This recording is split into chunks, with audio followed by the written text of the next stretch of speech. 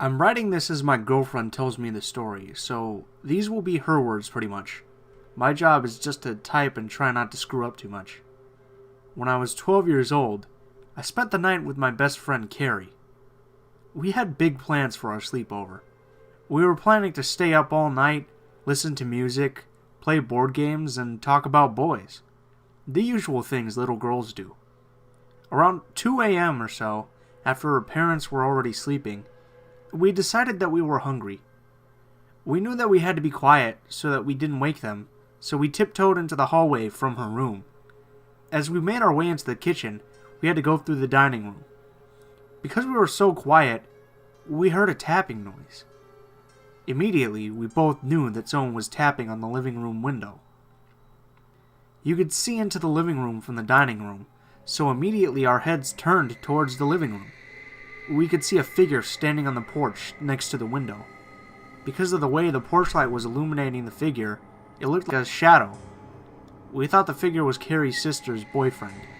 The sister and boyfriend had been banned from seeing each other, and we assumed this was his weird way of getting her attention. We decided that either he would leave on his own, Tina, Carrie's sister, would see him, or Carrie's parents would wake up and run him off. We didn't want the last possibility to happen, because we had already been told to go to sleep more than once, and we knew we'd get in trouble for sneaking into the kitchen for food when we were supposed to be asleep. As we walked through the dining room, the figure kept tapping at the window. When he came into full view, we knew for sure it was a man, and we could tell he had a knife in his hand. The knife was what he was tapping with. Now, because this window had no shades, blinds, or curtains, we were sure he could see us as well. We both dropped to the floor and started crawling to the kitchen. When we made it to the kitchen, we literally sat in the middle of the kitchen floor, whispering about what we had just seen. We were both sure that we saw the same man with a knife. We knew we had to get to her parents' room as quickly as possible. To do this, we had to walk through the living room. We sat in the kitchen, trying to figure out how we were going to get there without him seeing us. We peeked around the kitchen wall, and could still see him standing on the front porch. We couldn't make it to her parents' room without him possibly seeing us. We knew we had to find a place with a door that would lock in case he came through the sliding glass door that currently had no lock on it, since the lock was broken. The sliding glass door was in the dining room, and right next to where we were. We decided to crawl back to her room. As we did, we heard the front door jiggling. We basically freaked. We crawled back to her room as fast as we could and locked the door. We crawled to her bedroom window that faced the street, so that we could see if he was still on the front porch. We didn't see him. We didn't hear tapping either. As we were watching from her window, we saw him leave her yard and start walking up the street towards the main highway. I could see the knife shimmering off the streetlights. It was a huge butcher's knife. When we realized he was leaving, we ran into her parents' room to tell them what happened. We told them what we had seen, and due to our overactive imaginations and hundreds of stories that had freaked us out before, they didn't believe us. We reluctantly went back to her bedroom and locked the door. We ended up sleeping on the floor, hidden by the bed from any windows in her room.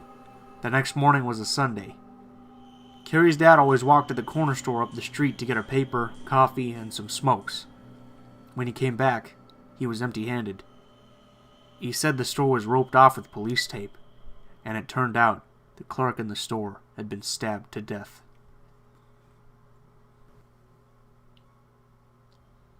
I had something really scary happen to me when I was around 18 years old in the early 1990s. I was really into cars back then, and I liked working on my own cars, even though I'm a girl. I had a 1979 Z28 Camaro with T-tops, and in the summer, I would go cruising around with my friends looking for something to do. One evening while driving up and down Main Street in a neighboring city, I noticed a small red truck following us at a distance. I was with my friend Jenny, and I mentioned to her that I thought this truck could be following us. I pulled into the driveway of a fast food restaurant and noticed that the truck pulled into the restaurant 3 driveways back. I drove out in the other direction, and he did the same. Again, I pulled into another driveway, and the truck pulled in 3 driveways behind. I did this several times, and the truck kept following, always staying about 3 driveways back. Jenny and I decided that we would just head towards home, which was about 30 minutes away. We thought that the driver of the truck would just give up and let us go, but he didn't. he just kept following. It was now getting very late, and we were beginning to worry, as the truck had now been following us for about an hour. We didn't want to go home and have him follow us there, so I decided the best thing to do would be to drive to the nearest police station. I told Jenny what I planned on doing, and to my horror, she grabbed the steering wheel and pulled it, causing the car to veer sharply to the right. "What the hell are you doing?" I screamed at her. "You're gonna make us crash!" It was bad enough that I had to worry about the truck following us, but now I had to worry about my passenger freaking out and causing us to have an accident. "No, we can't go to the police," she insisted. It occurred to me right then that somehow she thought this was our fault. That somehow by just cruising around, she thought that we had done something to provoke this. I reluctantly drove away from the police station. We approached the bridge, and were stopped by the red light on a one-way street. The truck was behind a car that was next to us. The car turned right, allowing the truck to pull forward. I looked over, and to my horror, this guy had stepped out of the truck and was standing next to the passenger side of my car with no pants on, and he was masturbating. This guy didn't have his pants down around his ankles. As a matter of fact, he had none on at all. I had the disturbing feeling that he probably didn't even have any with him this whole time that he had been following us. I hit the gas pedal and ran the red light going over the bridge. Somehow my friend didn't see what the guy had been doing just outside her window. When I told her, she just kept saying, "No way." "How the hell did you not see that?" I asked her in disbelief. It occurred to us that the guy would likely rape us if he had the chance. I drove up and down a few one-way streets, and back over the bridge and out into the country. He followed us for what seemed like forever, until we were finally able to lose him going really fast out in the middle of nowhere. We went home and tried to forget about it. For some reason, I never told my parents, and I'm not sure why. A few weeks later, I saw on the news that the police were looking for a guy in a small red truck. He was wanted for rape. They showed us his picture, and it resembled the guy that had followed us. I thought that their description of the truck was a little different from the one we had seen, but maybe not.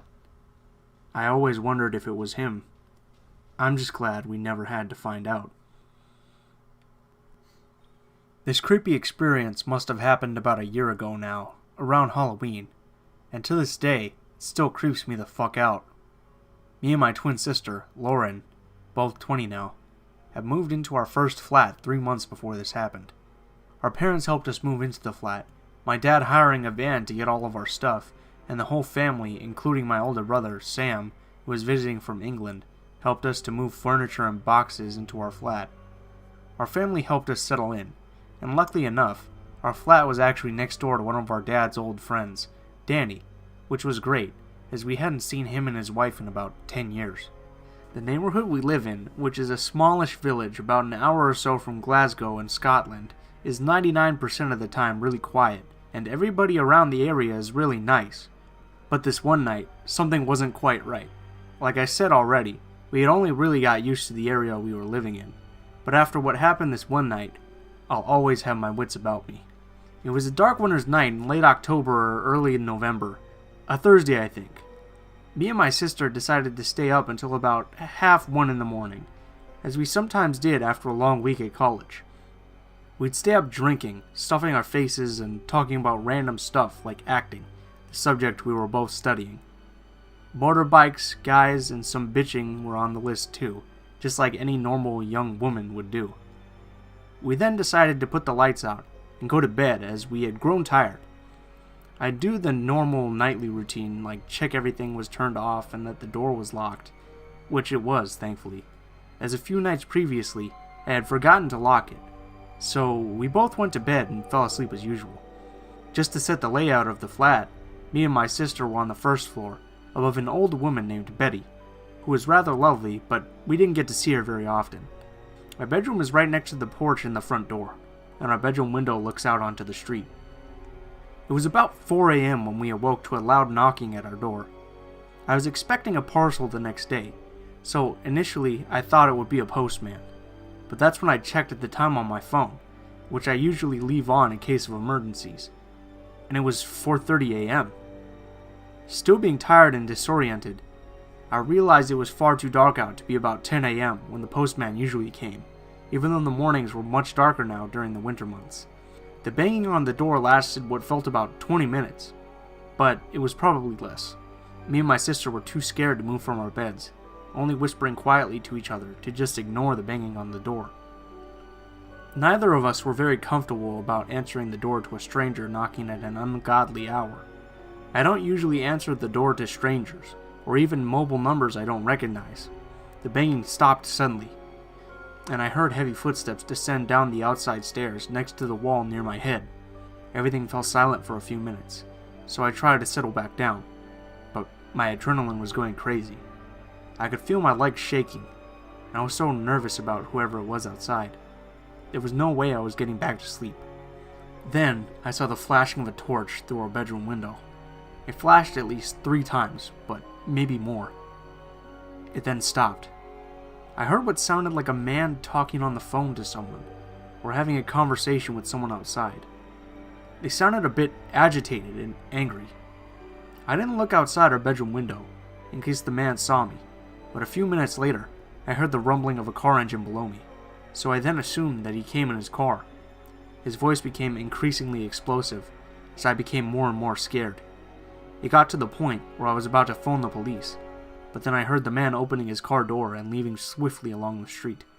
I don't know who the man was or what he wanted, but I didn't sleep at all that night, and for the next few days after that, every single noise would give me a fright.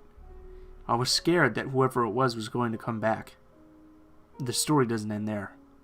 In the end, I thought that it was someone with the wrong address, or maybe just a drunk guy.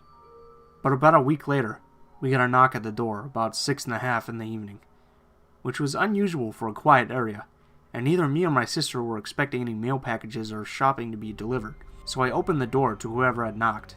Initially, I thought it was our neighbor, as he had been around once before to see how we were settling in, but not this time.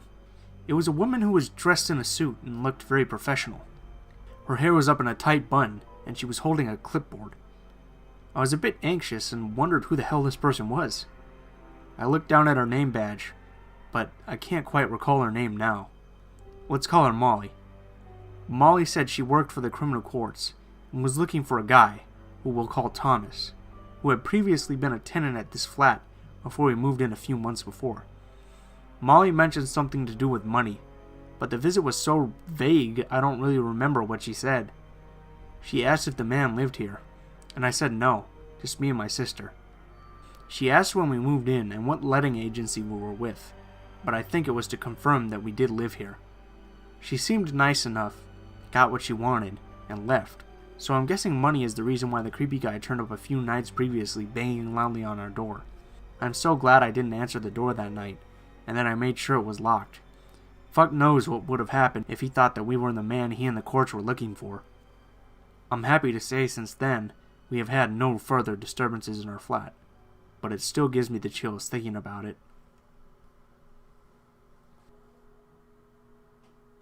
I'm a 26-year-old female who's about 5'0" and generally harmless looking. I have no idea what it is about being seemingly harmless, but it tends to attract a whole array of bad news. Don't believe me? Go ask a soft-spoken, tiny girl who gives you the first impression of, "Isn't she just adorable?" And more than likely, she'll have enough stories to make you worry about your sanity. This is compounded by my overall attitude of, "I'll be a sugar, rainbows, and sunshine right up until you give me a reason not to" kind of girl. A job in retail makes the whole mess about as fun as bamboo splinters under your fingernails. Whoever came up with the idea that the customer is always right needs to be shot, resurrected, and shot again.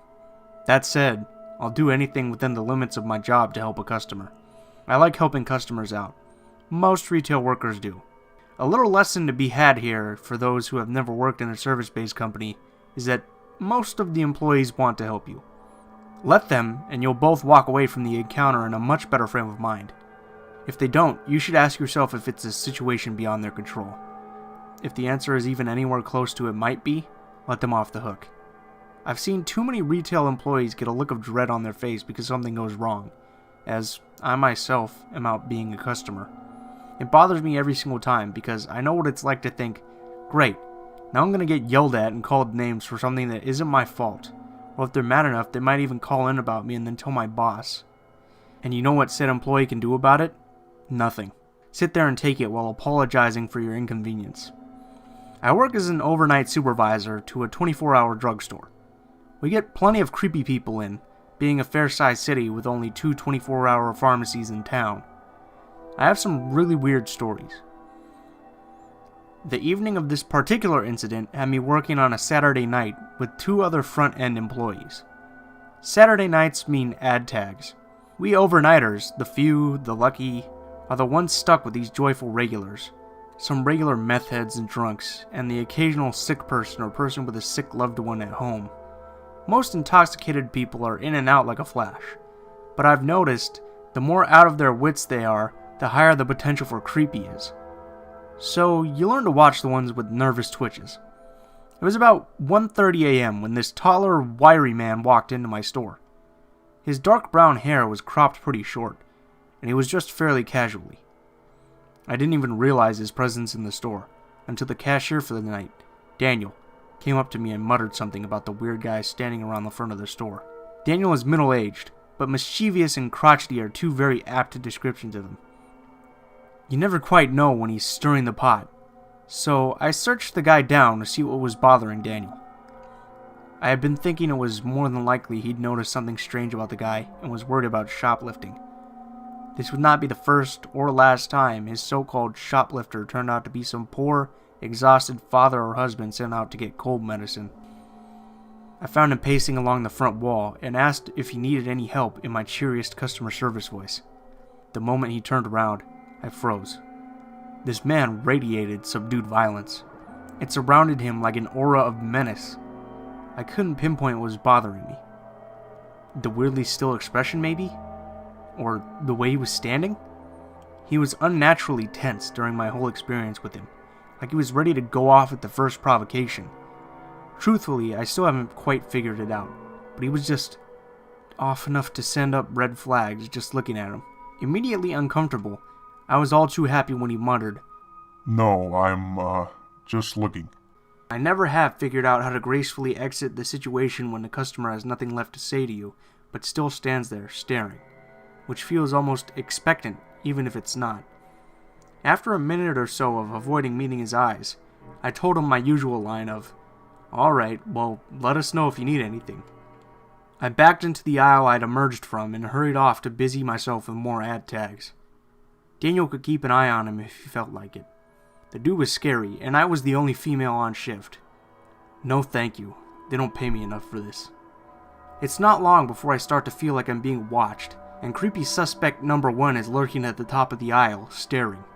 I finish all the tags in line for that aisle, and I'm relieved when I have to move across the store for others in a different section. Again, a few moments pass, and that weird prickly feeling hits me, and he's at the end of the aisle, staring right back at me. I ask for the second time if I can help him with anything, and he pretends he's busy with some vitamins he picked up at random. He gave a creepy grin, and told me that he was just looking. Yeah, sure. I bet. This continues for another half hour or so, until I find myself heading up to the front to ring up a customer. I had no idea where Daniel was, but it didn't matter. I was grateful for the distraction. That was, until I noticed the creeper following me up to the register, still staring. I conducted the transaction as quickly as possible, and after a few too many nervous glances in my creeper's direction, the customer took off like someone had lit him on fire. I decided to go outside for my lunch break. It was cold, and I thought maybe, since Mr. Creeper didn't have a particularly warm-looking coat, he'd just leave me alone. I searched out one of my coworkers and let them know my intentions, clocked out, and stepped outside and into my car. Now normally I try to avoid smoking in my car. I've never liked the way it stinks up a car, but desperate times, desperate measures. I locked the car doors and rolled down the window just far enough to fit my cigarette through to ash it. I picked up a book, turned to the page I left off on, and settled in. A few paragraphs later, I heard someone banging on my window. I jumped up and looked. Guess who? That's right, Mr. Creepy. He grinned at me in what I'm sure was supposed to be a sheepish fashion, but it came off more like Norman Bates, if you know what I mean. I asked him again if I could help him, and he said he'd been looking for something in particular that he'd like my help with. I told him firmly that there were 2 other employees in the store that would have to help him. I was off the clock. He frowned, and after a moment of me pointedly ignoring him in favor of tensely not being able to concentrate on my book, he went back inside. My lunch break ended, and I still hadn't seen him come back out. I hurried inside, clocked in, and called the other shift supervisor, Mark, into the office. I explained the situation and asked him if he could go deal with the dude. Mark sighed, nodded, and went to talk to the guy. I busied myself in the office with some training sessions I'd been putting off for a while. Mark came back into the office wearing a very bewildered look. I raised an eyebrow and he sat down. That guy was really weird. Weird's not quite the adjective I'd use. What did he say? He wanted to talk to you again. I told him you had other things you needed to be doing, but I'd be happy to help him. That agitated him. You know, you thought he was freaky beforehand. He visibly shuddered, and I raised an eyebrow again. He asked if I knew what time you got off work or where you lived. Like, what the fuck? Exactly. I told him we were legally obligated not to share such information, and that if he wasn't going to buy something, he needed to leave. And then he just left. I followed him out just in case. He was looking around his car until he noticed I had followed, then he got back in his car and left. I decided I wasn't going to stick around to see if he was going to come back, and noped out of the rest of my shift. Shortly after, my store set up a guard contract with the local police department, and I haven't seen him since. Hey guys, Blue Spooky here, as always. I just wanted to thank you all for watching the video, especially if you made it to the end. If you liked the video, please feel free to like and subscribe to stay up to date with the latest content on the channel. If you have any constructive criticism, please feel free to leave a comment below and tell me what I can do to improve, because I'm always looking to provide you guys with better and better content. Also, if you have any stories you'd like me to read or any stories that you want to send in that are your personal stories, please feel free to send them to either my Facebook, Twitter, or my Gmail account. All of them are in the description of the video below. Thank you guys so much for watching, and I hope you have a great day.